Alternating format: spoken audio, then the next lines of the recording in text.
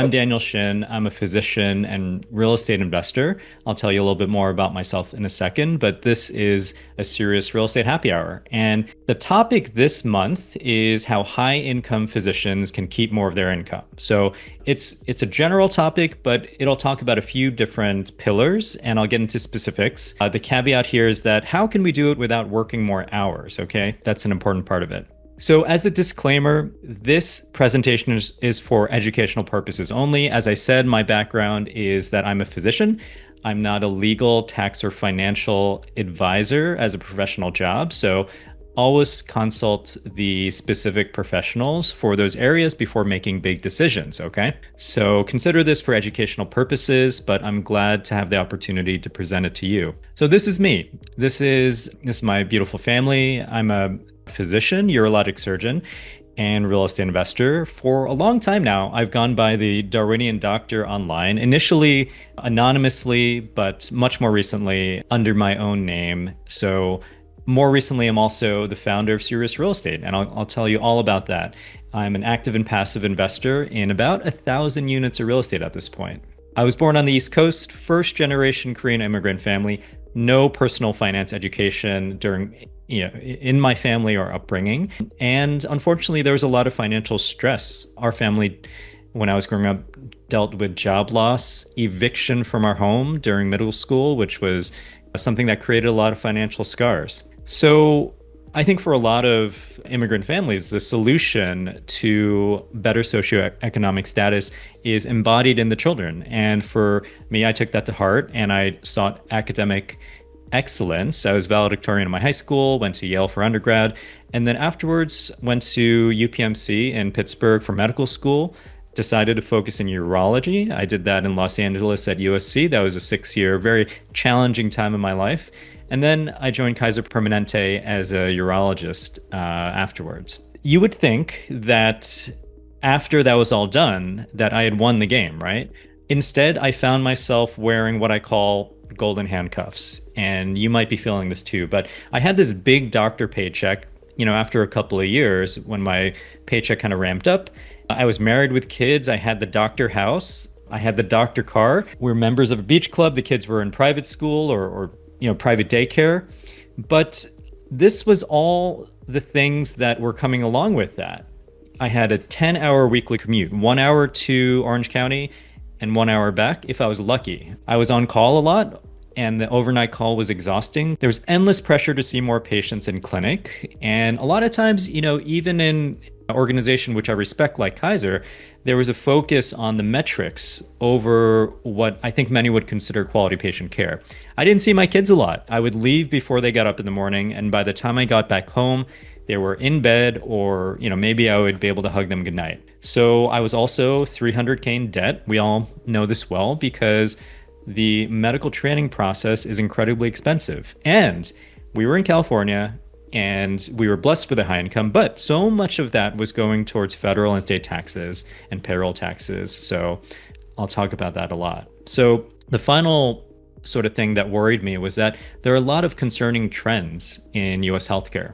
And it made me worried about, my future career and the future of US healthcare. So around year 2 of being an attending, I seized on a new goal, and that was financial freedom. And I thought that at the time that it was only financial freedom that could offer true autonomy over my job and my life. So that became my new goal, financial freedom. And after a ton of education, I decided to focus on real estate because it's a very common vehicle towards becoming a millionaire in this country.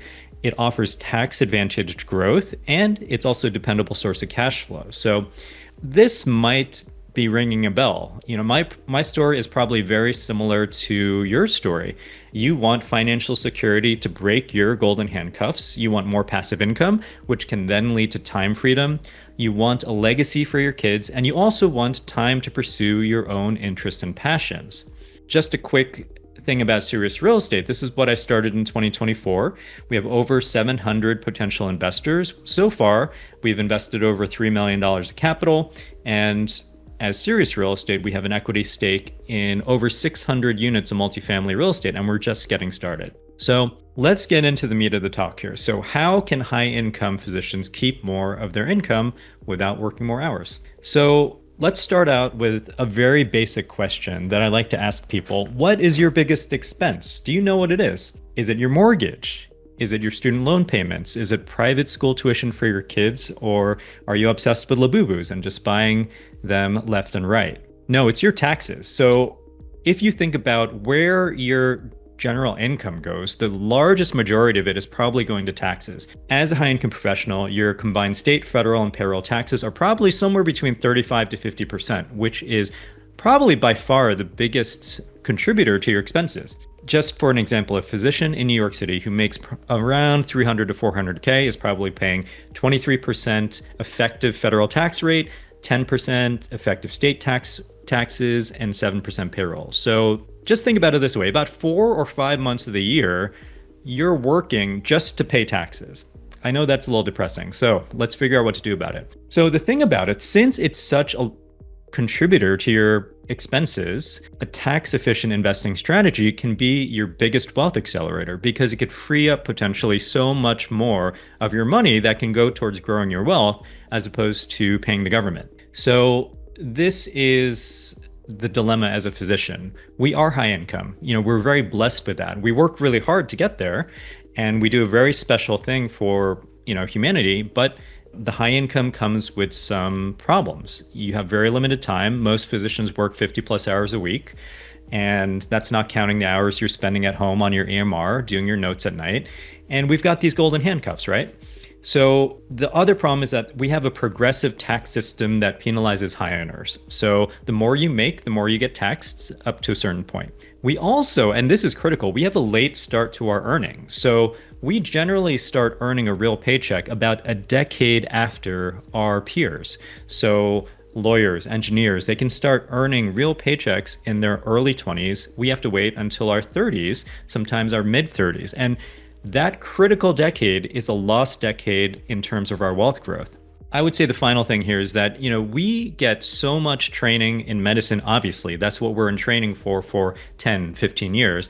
But everything else goes by the wayside. So I would say most people in this country don't get much business or financial education, but certainly I would say physicians are especially prone to not having any idea about finances, and we pay the price. So how do we solve this dilemma? We need to go from trading time for money to making our money work for us.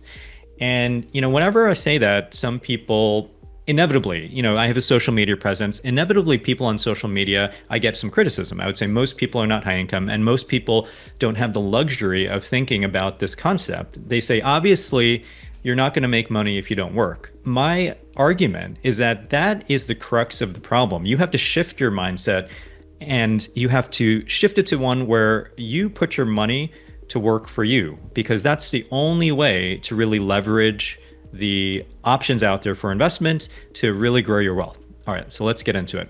This is really my tax efficient wealth building framework, as I call it. You may have, joined this from being an investor in serious real estate, or you might have seen an ad for this, talk on Instagram or Facebook. But, one thing that I promised in the ad is that I'm going to talk about what I do, because that's really my experience. And I think of it in 3 pillars. I want to maximize tax-advantaged investing accounts. I want to strategically use business entities. And I also want to use real estate because it's very tax efficient, as I'll talk to you about. So let's first go through it one by one, because I think most people, have some understanding of tax-advantaged accounts.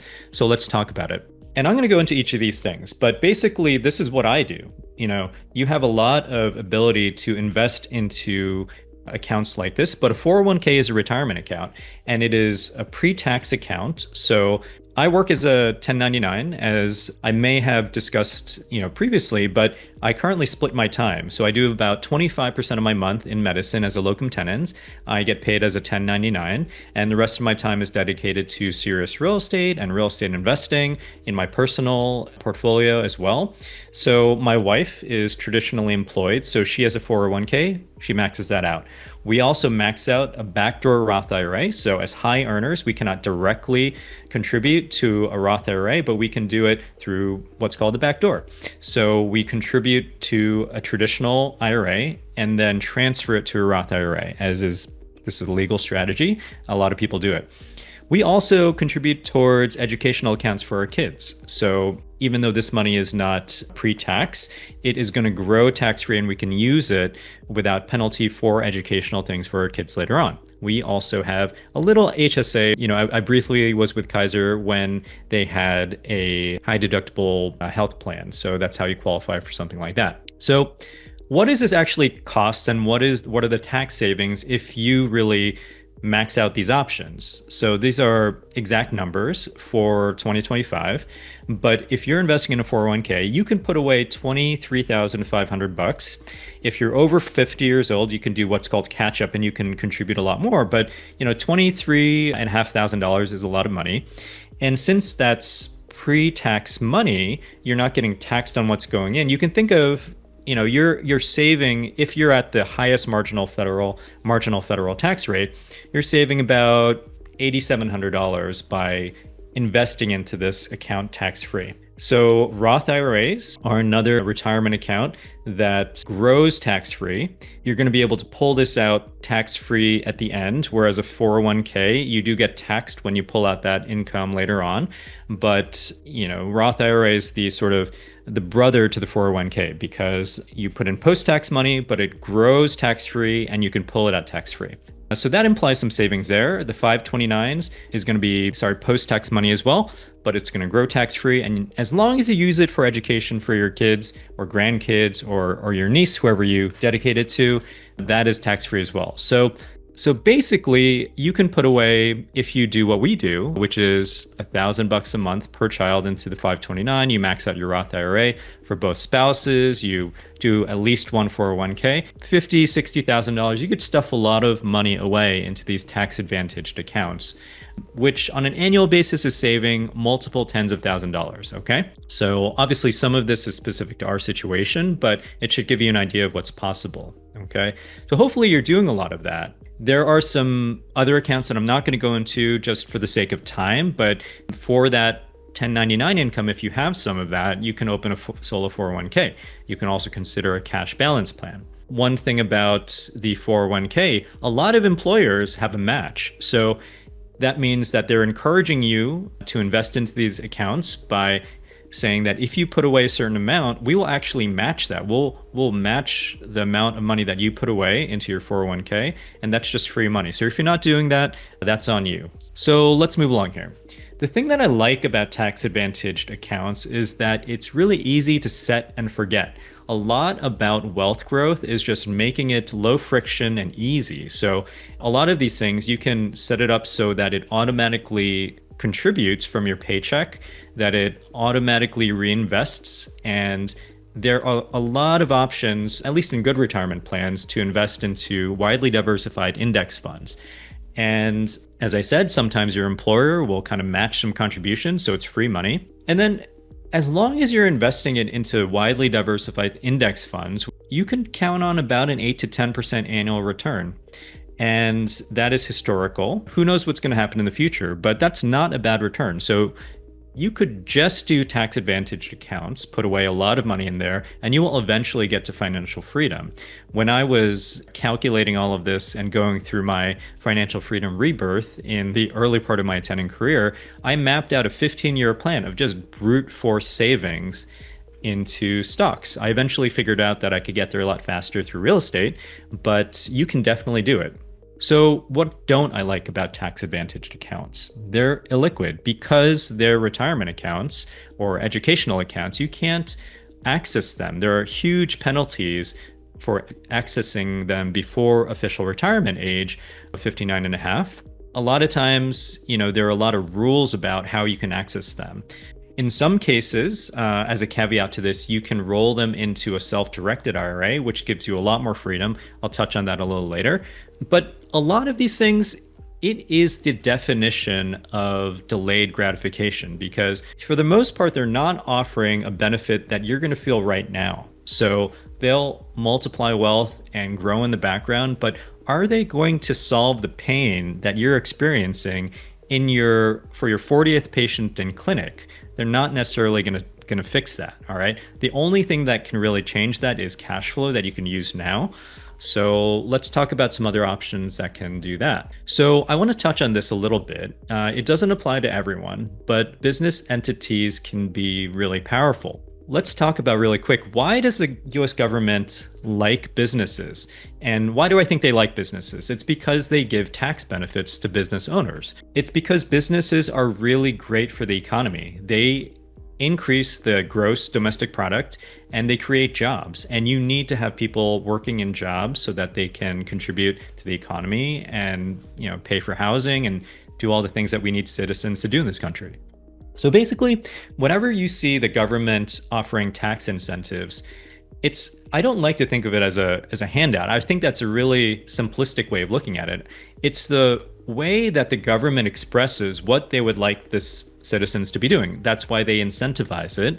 And generally, there's a good reason for it. Generally, they're incentivizing things that will grow the economy or will create public housing or maintain our housing stock. So that's why the government likes businesses, though, that these tax incentives allow businesses to reinvest into revenue and business growth, and that makes us more competitive on a global scale. So here's a question, though. Can full-time doctors be business owners? The answer is 100% with some caveats. This is kind of a rundown of what I consider my core businesses, but I started a social media platform. I have Evolution Medical Group is the company that I started that sells my services, my medical services as a locum tenens. Generation Holdings holds my private real estate holdings, and Sirius Real Estate, as I'll talk about, is the real estate fund. It's technically the management group that owns the real estate fund, but these are all businesses. The caveat of all of this, as I'll mention, is that it takes a lot of time. So keep that in mind. So what do I get by being a business owner? I get access to business deductions. You don't get that as a W-2 employee. But if I spend money to buy a laptop for my home office that I'm using for the businesses, if I'm going on business travel related to checking out a property for Sirius Real Estate, if I'm buying equipment related to it, this microphone that I'm talking into, these are deductible business expenses. If you have a business, you can do something called the Augusta Rule, which is 100% legal. You can rent your home to your business for up to 14 days a year. You can also hire your family members to work in your business. So this is a common way for business owners to really start their children out on the right foot, because they can hire their children to do age appropriate tasks. They can pay them an appropriate wage, but up to a certain amount that is tax free for the kids, and the parents can invest it on their behalf, and it can really give them a good financial footing. So these are all things that I incorporate into our financial plan for our kids and family. Caveat: AI told me to mention this all requires strict documentation and rule adherence. Okay, so businesses pay you first also. This is something that's important to note, but as a W-2 earner, if you are an employee, you get taxed as you earn it. So automatically you get deductions from your paycheck that goes to pay taxes up front.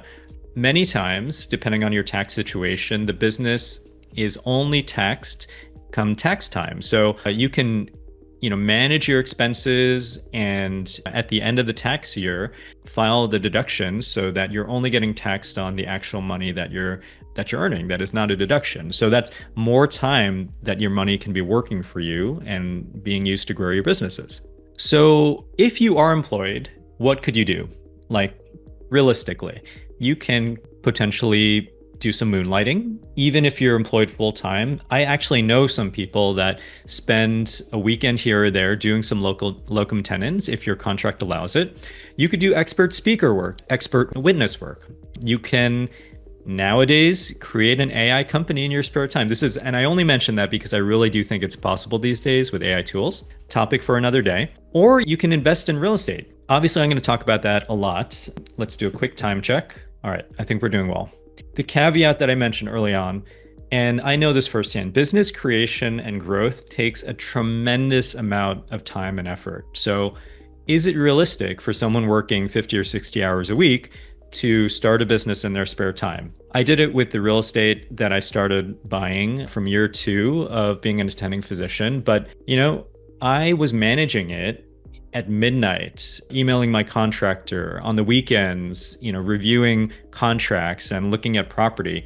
And, I thought that by starting the business, I was going to be getting myself freedom to spend more time with my kids. But a lot of times, at least in the early stages, I found that I was spending that time working on the business. So what do we do about that? We'll talk about it. If you're an independent physician, obviously, you can structure your private practice in a way that is very tax efficient. Talk to your CPA. An S Corp offers really good benefits, but maybe you can own your medical office building. Can you own the surgery center or the radiology suite?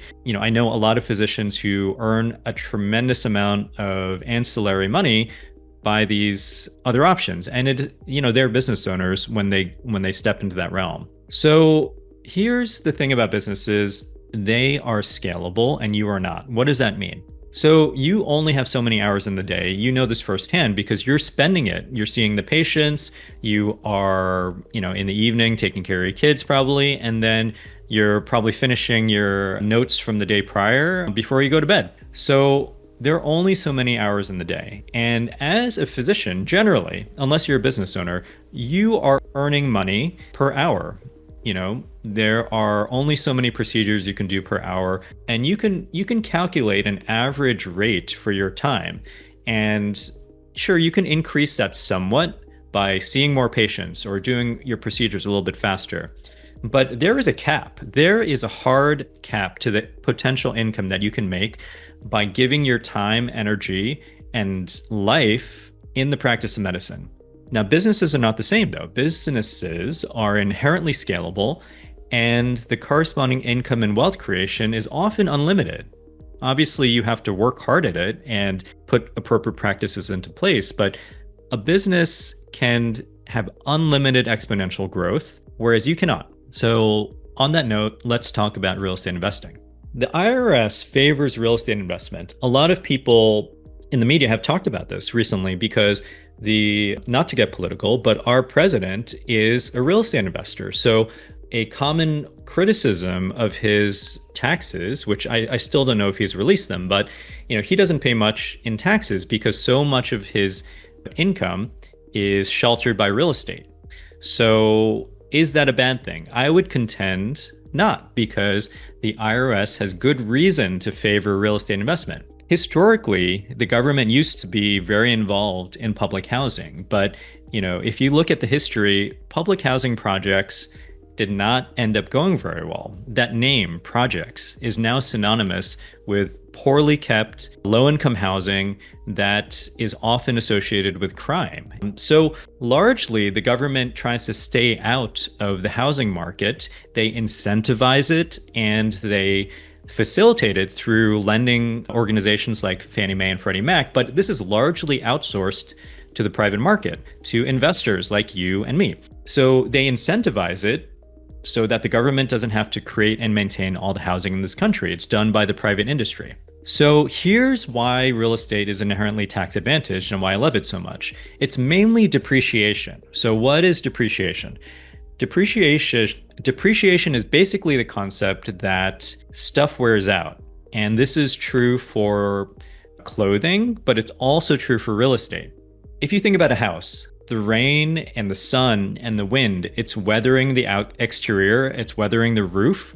On the inside, you're walking on the floors and wearing out the flooring surface. When you use your kitchen, you're wearing out the cabinets. So everything wears out, and the government acknowledges that and gives you an allowance. So it's a little different between commercial and residential real estate, but basically about 2.5% to 3.5% of the building's value can annually be deducted legally. The government assumes that you're doing it. Actually, if you don't claim it, they're just assuming that you're going to do it anyway. So it'll mess up your books. So make sure you're claiming it. So for example, if you have a $250,000 building and the land is worth $50,000, you don't depreciate that because land doesn't wear out, but you've got a value of about $200,000 for the building. That's about $8,750 a year that you can take as a legal deduction on the income from that. So what does that do? That oftentimes covers the profit or the income to make that tax-free. So that is basically, in a nutshell, depreciation. The thing that makes depreciation even more powerful is something called accelerated depreciation. So this is, again, a legal technique where you accelerate up to 15 years of depreciation into the first year. What does that mean? Everything in your house can be put on a separate depreciation schedule. So, if you think about it, probably a carpet is going to wear out a lot faster than granite countertops. So the carpet might have a usable lifespan of 10 years or 5 years, whereas the granite is going to be put on a 20-year time span or something like that. So using a technique called accelerated depreciation, you can take all of the 5, 10, and 15-year timeline, stuff in your house and accelerate all that depreciation into year one. That is combined with something called bonus depreciation, and it can create an enormous paper loss in year one.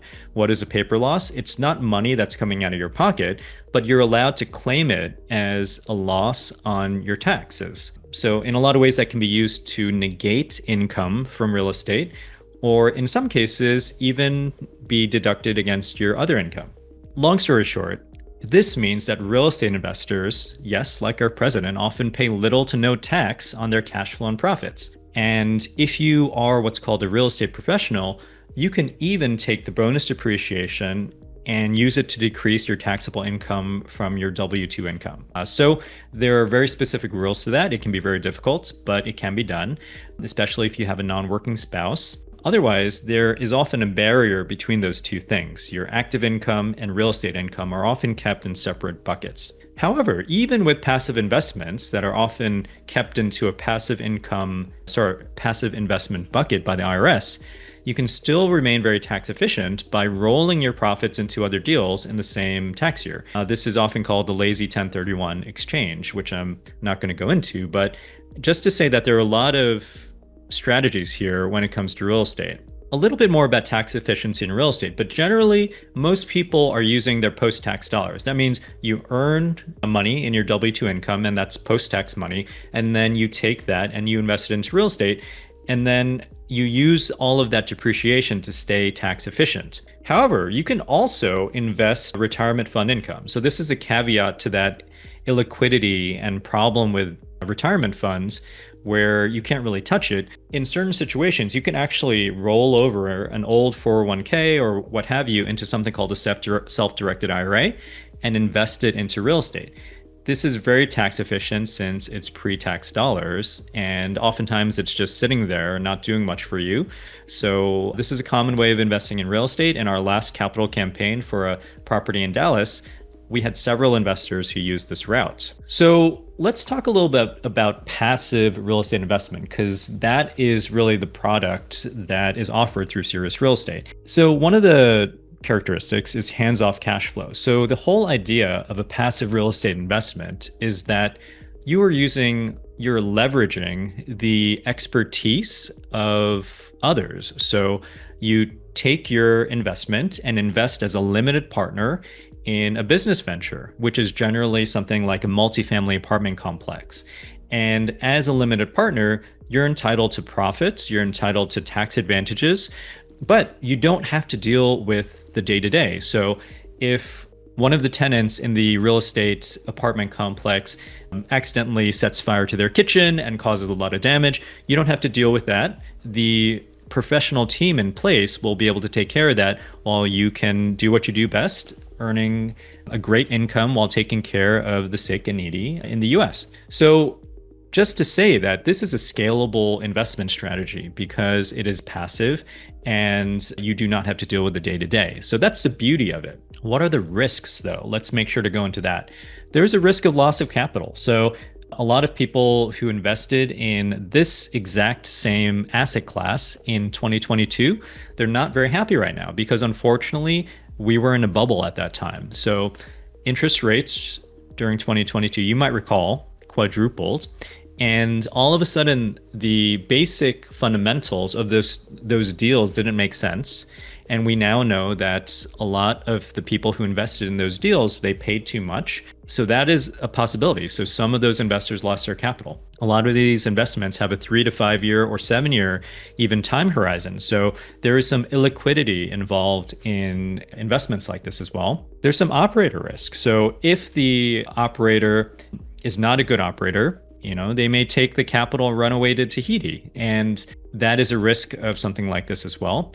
Obviously, so I mentioned the market can go down. So if the market's in a bubble and then it pops or bursts, then we could be in trouble. There's also less control. Since you're a limited partner, you don't have as much control over the day-to-day. You have less control over the decision-making process. But you can mitigate this risk. So one of the best things that you can do as if you're considering an investment into passive real estate is to do due diligence. And, I'm blessed with time at this point in my investing career. So as I said, I spend about a quarter of my time in medicine still, which I love. But the rest of the time I devote to serious real estate and real estate investing. So I do as much of the due diligence as I can in the front end. So I do, for example, if I'm thinking about raising capital for a deal, I'm going to do extensive due diligence on the sponsors. And yes, I mean like background checks and things like that.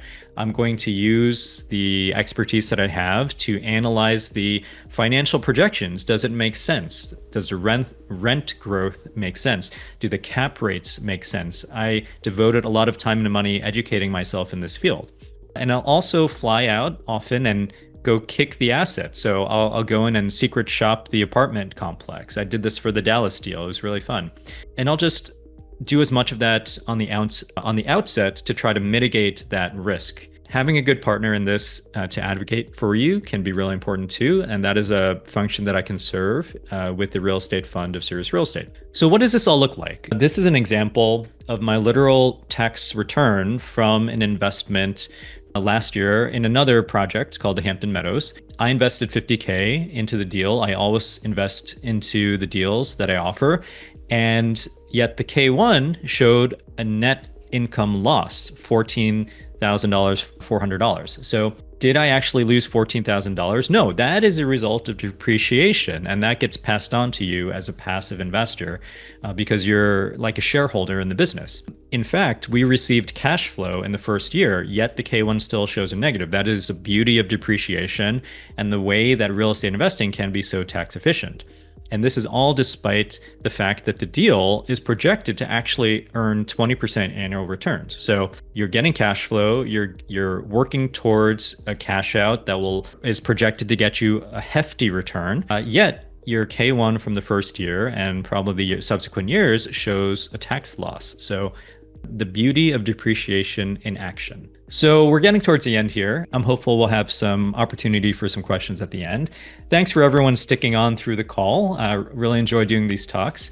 So just another thing about Serious Real Estate in case you came on late. So these are exact pictures from the couple of deals that we've invested in as a group. On the top here is a 360 unit apartment complex in Des Moines called the Hampton Meadows. The bottom is a deal that we just closed along with the operator in Dallas, right outside of Dallas in the Dallas-Fort Worth area. A beautiful B+ type property in a B+ neighborhood, almost a 250 unit complex. And in both deals, we as in Serious Real Estate and our investors, we purchased about 10% of the equity in the deals. So we've invested so far about 3.2 million. I expect that to grow quite quickly. And as a collective group, we have an equity stake in over 600 units of multifamily real estate. The thing that I want to note, let me see if I get into it. So the thing that I want to note about this is that I talked about the bubble bursting in 2022. So I would say that the investors in that time period and the operators did everything they could do to stabilize the bubble and try to ride it out. But interest rates have stayed stubbornly high. A lot of these lenders have run out of patience for these deals to make sense. So the building on top and the building on bottom were both purchased about 20 to 30% below what they would have sold for in 2022 or what they were purchased for in 2022. In fact, the bottom one was 31% below the sales price in 2022. So again, you can't get rid of risk, right? A lot of things can go wrong in the economy, but when you're buying something and getting into a deal at a 30% discount, you've taken a lot of financial risk off the table. So hopefully that'll sink in and tell you about the opportunity that we're in this cycle of multifamily investing. So I try to make this a triple win as much as possible. So again, I investigate the deals as much as possible. I can't get rid of all the risk, but I try to do the best that I can. And I help translate the risks and benefits of the deal to you, just like I do for my patients when I'm talking to them about a nephrectomy or, a prostatectomy or something like that. I try to do the same for my investors in Sirius Real Estate. And then, since we're a real estate fund, I can aggregate the capital and bring it over to a deal in one check to negotiate better deal terms and add efficiency to the operator. So that's what I'm trying to do. And I've been really excited about this. This isn't even something that I've talked about publicly yet, but 10% of all the Sirius Real Estate profits will be directed to a Memphis nonprofit or into economic growth programs here in Memphis where I live. So about 3 years ago, I moved from LA to Memphis, Tennessee. It's a place that I think has incredible potential, also incredible need. Unfortunately, there's a lot of poverty here. So I'm really excited about this. And I've already started that bank account, and I'm excited to put this to use very soon. So Anik Sharma asked a question, but I think I have just a couple more slides and then I'll get to that. Just bear with me for a few more minutes here. So just to finish up, I said that I'd be open about what I do.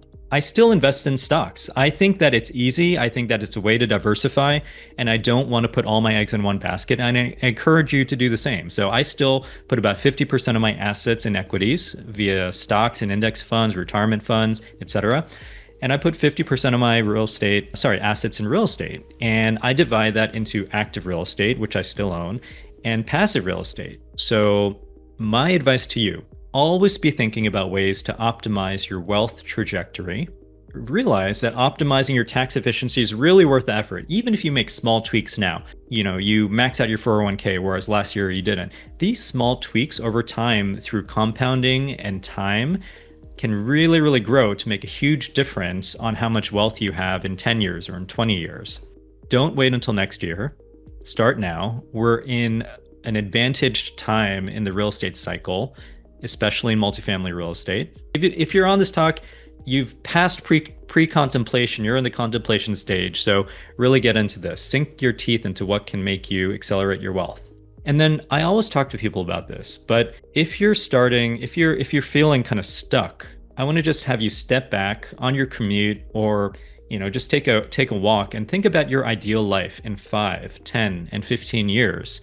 It might be very different from the life that you're living right now in terms of what you're doing with your time and your weekends and your free time, and your income and your passive income. So if it is different, work backwards from there and map out a strategy to get there. And you will get there faster by not paying 40 or 50% of your income in taxes. All right, so thank you. This is the last slide, and then I'm going to get into the questions here. But some people are going to be watching this on YouTube and are not members of Sirius Real Estate. So if you're not, please join us here. This is a talk that was directed at physicians, but it applies to everyone. We also have lawyers and engineers and dentists and optometrists in our group as well. So please, the more the merrier. Just go to Sirius Real Estate, put in your info, and you'll be on the inside, okay? A lot of deals can only be advertised to people who are already a part of the list, unfortunately. So let's get to the questions here. So Anik is asking, when is your next deal coming, and do you invest in all your deals? Yes, I invest in all my deals. In general, except for special circumstances, it's going to be a $50,000 minimum. And for an investment into Sirius Real Estate, you also have to be an accredited investor. So I didn't get into that, but basically it means that you have to meet a certain income level, which is 200K annual income as an individual or 300K with your spouse, or you have to have a certain net worth, not including your primary home. But generally, the minimum investments are going to be $50,000. Anyone on the call right now, you're already part of the email list, so you'll hear about it. Just make sure my emails are not going to spam. And basically, it'll tell you the details about the deal. It's going to be a pretty exhaustive email, but it'll also either link to or invite you to a call that will go into detail over about an hour about the asset. It'll tell you where it is, what it is, how many units we're talking about, what the financial plan is, what are the likely returns. This is a QR code, by the way. So if you're still on this call and you're watching this later on, or you're catching this on YouTube under the YouTube channel, just scan that QR code. That'll take you to seriousrealestate.com. And then just click join now, and then you'll be able to enter in your information and join the investor club. So Karen asked a really great question. What is the difference between me, Serious Real Estate, and other real estate syndications? I would say that there may be no difference at all, or there might be a lot of difference. What do I mean by that? So I think that one of the strengths that I have is the ability to take concepts and break it down. So I think some people still invest into things that they have very little understanding about. As an investor, I try not to do that. So I try to understand any investment that I make to a very minute level. And I think I excel at communicating those concepts to an investor to make sure that you know what you're getting into. So I think a lot of groups are perfectly happy to take capital and not put any effort into actually explaining the risks about investments, but that's not me. So I treat everything with a high level of professionalism, just like I explain the risks and benefits of any surgical procedure I do. So I try to bring that level of professionalism into the real estate world as well. Also, the difference is that I consider myself a co-investor with everything. So yes, I do. There are some fees associated with an investment into a real estate fund, just like there are fees for investing into anything. But you often don't see those fees when you're investing into an index fund or an ETF or something like that. On the other hand, I'm very upfront about them. So my goal is to make sure that by going through Serious Real Estate, you are benefiting more than if you go through straight to the operator and invest with them. Because again, I'm using our larger check size to negotiate better returns. And yes, I invest into every deal that we do. And that is hard-earned capital that I'm earning by, my wife's job, my locum tenens job, and the real estate investment. So I would say that's a differentiator. That being said, there are good operators out there as well. By no means do I try to diminish them, but I think I do a great job. All right, last couple of minutes for probably one last question. Otherwise, we'll call it a night. But again, really thank you. It's been very consistent viewership during the entire presentation. I appreciate that. I know people have kids, it's probably dinner time, or you're on your commute home, or you're, getting ready to put your kids to bed. So really appreciate your attention during this. And again, I try to do this on a monthly basis. When we're in the midst of a capital raise, oftentimes there are a lot of events going on, a lot of one-on-one talks, so it might lapse during those times. But generally on a monthly basis, I try to do these happy hour talks to give back as much education as I can to make sure that you're well equipped, both for the real estate investment and just that you know what's going on in the economy. I've given talks about a lot of the basic concepts of apartment investing, things like cap rates, talking about the interest rates and why they matter so much. So I think that's about it, guys. So I really appreciate your attention. Thank you for tuning in, and hope to talk to you one-on-one very soon. Make sure to schedule your call. All right. Thanks a lot, guys. Bye.